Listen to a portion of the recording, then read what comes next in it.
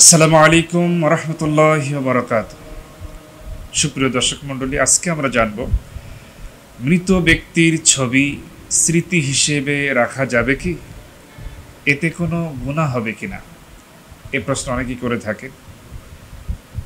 তো উত্তর হচ্ছে, যদি মৃত ব্যক্তি মাহরাম হয়, পুরুষ অথবা নারী যাদের সাথে দেখা করা জায়েজ আছে, এমন যদি হয়, এরকম ব্যক্তির ছবি অবশ্যই স্মৃতি হিসেবে রাখা যাবে, এতে কোনো গুনাহ হওয়ার সম্ভাবনা নেই।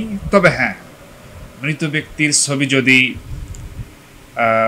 প্রিন্ট করে বাধাই করে ঘরের ভিতরে ঝুলিয়ে রাখা, এই ধরনের কোনো কাজ যদি করা হয়, তাহলে অবশ্যই সেটা গুনাহের কাজ।